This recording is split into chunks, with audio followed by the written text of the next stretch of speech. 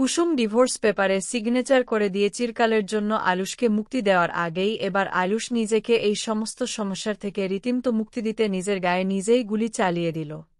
আমরা এমনটাই দেখতে পারব আজকের পর্বে। বিস্তারিত জানতে ভিডিওটি দেখতে থাকুন। আয়ুষ শ্যামকে বলতে থাকে, আমার ফার্স্ট এবং লাস্ট সিদ্ধান্ত এটাই যে আমি কোনো মতেই তোমার বোনকে বিয়ে করব না।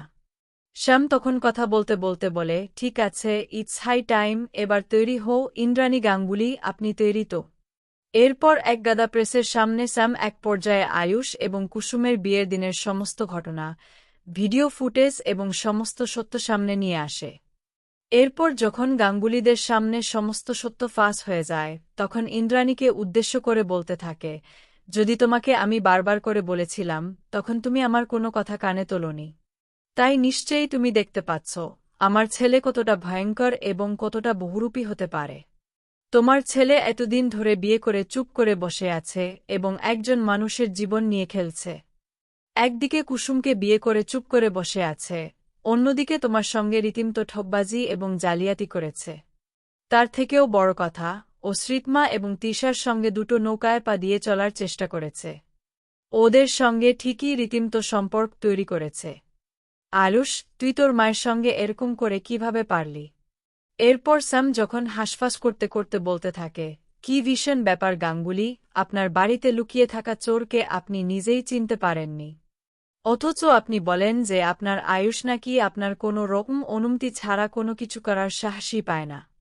তাহলে কি হলো, এত বড় একটা ঘটনা ঘটিয়ে ফেলল আপনার ছেলে, আর সেই সম্পর্কে আপনি কিছুই জানলেন না? এটা কি করে সম্ভব বলুন তো? এক পর্যায়ে ইন্দ্রাণী গাঙ্গুলি যখন বলতে থাকে, এই সমস্ত কিছু যা দেখানো হচ্ছে তা সম্পূর্ণ অসত্য, আমি বিশ্বাস করি না। আয়ুষ বলে, মা, তোমাকে অনেকবার আমরা বলার চেষ্টা করেছি, কিন্তু তা সত্ত্বেও কোনো কিছু বুঝে ওঠার আগেই তুমি এর মাঝখানে আমার বিয়ে ঠিক করে দাও শ্রীতমার সঙ্গে। একদিকে শ্রীতমার সঙ্গে আমার বিয়ে ফাইনাল করে ফেলেছ, অন্যদিকে শ্যামাকে একের পর এক ব্ল্যাকমেল করে চলেছে আয়ুষ। এই কথা বলার পর আয়ুষ বলতে থাকে, আমি সমস্ত কিছু দেখে ফেলেছি। তাহলে আপনি যদি সত্যিই আমাকে নিজের ছেলে বলে বিশ্বাস করতেন, তাহলে নিশ্চয়ই আমাকে কোনোভাবেই ব্ল্যাকমেল করতে পারতেন না, তাই না? পুলিশ এসে এই কথা বলা মাত্রই ইন্দ্রাণী গাঙ্গুলি কাউকে কিছু না বলে সোজা কুসুমের কাছে গিয়ে বলতে থাকে, কুসুম সরকার, তুমি ভালো মাপের খেলোয়াড় হয়ে গিয়েছ। তুমি যেভাবে খেলাটা খেলেছ এবং আমাকে আমার জায়গা থেকে সরিয়ে দিয়েছ, এরপর আমার হয়েও আমাকে ছোবল দেবে, সেটা আমি কোনোদিনও কল্পনা করিনি।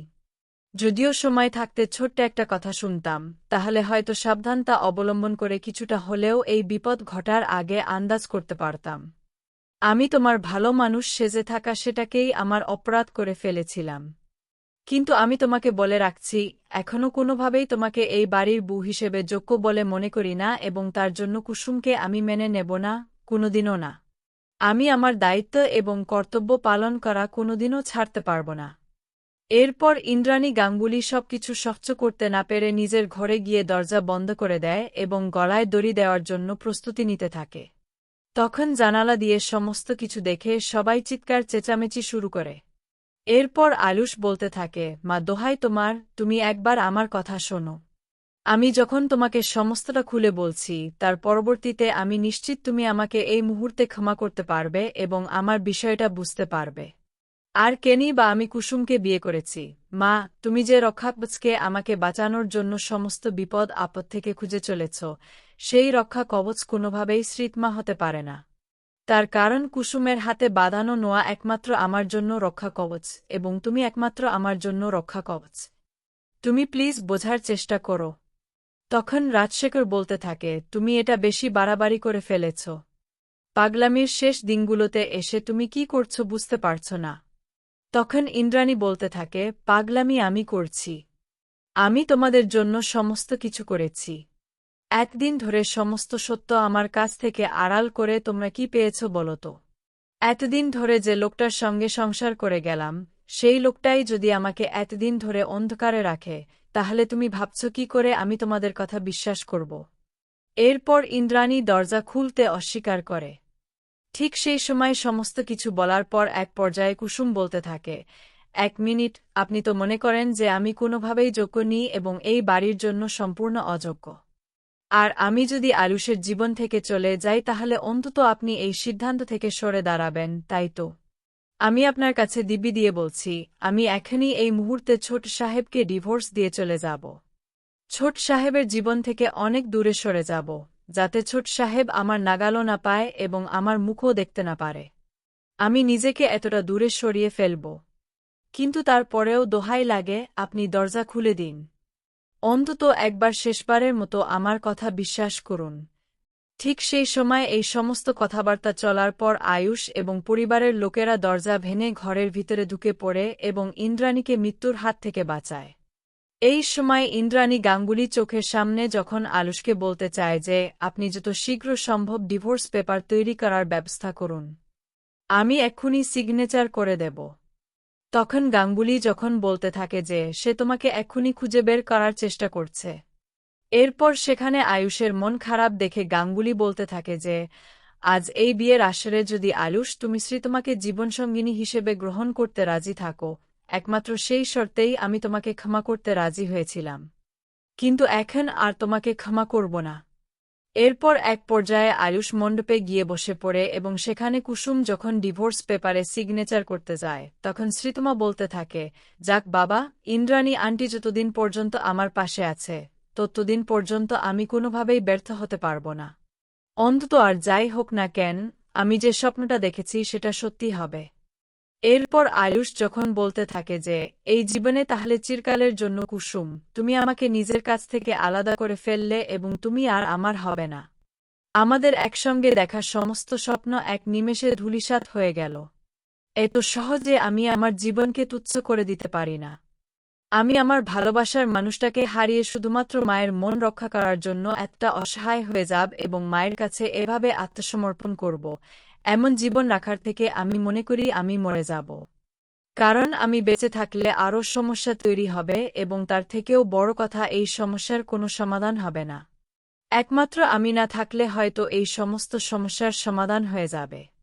এরপর দেখা যায় কুসুম আয়ুষকে ডিভোর্স পেপারে সিগনেচার করে দিয়েছিল এবং আয়ুষের জীবন থেকে চলে যাওয়ার সিদ্ধান্ত নিয়ে ফেলেছিল। তখন আয়ুষও নিজের জীবন শেষ করে দেওয়ার সিদ্ধান্ত নেয়।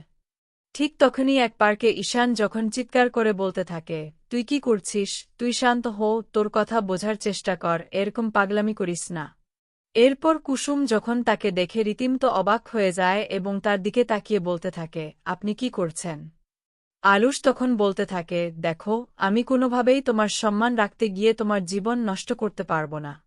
আর আমি চাই অগ্নিসাক্ষী করে যাকে বিয়ে করেছি তার সঙ্গে তুমি কোনোভাবেই আমাকে সুখে ঘর সংসার করতে দেবে না, সেটা আমি বুঝতে পেরে গিয়েছি। কারণ যদি আমি তার সঙ্গে সুখে ঘর সংসার করি তাহলে তুমি আত্মহত্যা করবে এবং এই সমস্যার সমাধানের একমাত্র পথ হতে পারে যে আমি যদি পৃথিবী থেকে নিজেকে সরিয়ে ফেলি এবং পৃথিবী থেকে চলে যাই, তাহলে হয়তো আমাকে নিয়ে এতদিন ধরে যা চলছে সেটা আর চলবে না। আর কোনো মতেই হয়তো আমাকে বিয়ে করার জন্য তোমাকে বাধ্য করা হবে না। তাই আমি সমস্ত কিছু ভাবনা চিন্তা করে একটা শেষ সমাধান বের করেছি এবং এর থেকে ভালো আর কিছু হতে পারে না। আমি চিরকালের জন্য তোমাদের সমস্ত লোকদের ছেড়ে চলে যাচ্ছি। আর তুমি যখন একবার আমার জীবন থেকে চিরকালের জন্য বিদায় নেওয়ার কথা ভেবে ফেলেছ, তাহলে আমি আশা রাখব হয়তো পরপারে গিয়ে অন্তত আমাদের একসঙ্গে দেখা হবে। সেখানে অন্তত আমরা এক হতে পারব। কারণ এখানে আমি যতদিন বেঁচে থাকব ততদিন তুমি নিজেকে আমার কাছ থেকে আড়াল করে রাখবে এবং কোনো মতেই আমার হবে না। আমি তোমাকে নিয়ে সুখে থাকতে পারব না। এখানে পরিবারের লোকেরাও তোমাকে মেনে নিতে পারবে না এবং সমস্ত লোকেরা তোমার দিক থেকে মুখ ফিরিয়ে নেবে। আর আমার সঙ্গে ওরা অপমানজনক কথাগুলো বলবে, সেটা আমি কোনোভাবেই বরদাস্ত করতে পারব না। তার থেকে বরং আমি মরে যাই, সেটাই আমার জন্য ভালো হবে। এরপর সমস্ত লোকেদের মাঝখানে আয়ুষ নিজের কপালে বন্দুক ধরে গুলি চালিয়ে দেয় এবং মাটিতে লুটিয়ে পড়ে। কথা বলার সময় কুসুম চিৎকার করে এবং আয়ুষের উপরে ঝাঁপিয়ে পড়ে বলতে থাকে, ছোট সাহেব, আপনি কি করছ? তুমি এরকম পাগলামি কেন করেছ? এবার তুমি পৃথিবী ছেড়ে চলে গেলে, তুমি তো আমাকে শাস্তি দিয়ে গেলে, আমি আপনাকে ছাড়া কি করে বাঁচব ছোট সাহেব? এরপর ইন্দ্রাণী গাঙ্গুলি যখন আয়ুষের উপরে উঠে পড়ে বলতে থাকে, আয়ুষ, আয়ুষ, কথা বলো, তুমি চোখ খোলো। তোমরা দেখছো এখানে আমাদের আয়ুষকে আমাদের হসপিটালে নিয়ে যেতে হবে। এরপর রাজশেখর গাঙ্গুলি যখন বলতে থাকে, ছেলেটাকে তোমরা রীতিমতো অপমান আর অসম্মান করতে করতে নিজের জেদ বজায় রাখতে গিয়ে এই পর্যায়ে নিয়ে এসেছ। যখন ছেলেটা নিজের পছন্দে বিয়ের সিদ্ধান্ত নিয়ে ফেলেছে, তাহলে এর মাঝখানে কেন বাধা দিতে গেলে? যাওয়ার পথে অন্তত ওকে বিরক্ত করো না। কারণ তুমি নিজের সিদ্ধান্ত ওর উপরে চাপিয়ে দেওয়ার সিদ্ধান্ত নিয়েছিলে, তাই না? কতটা সেটা মানবে?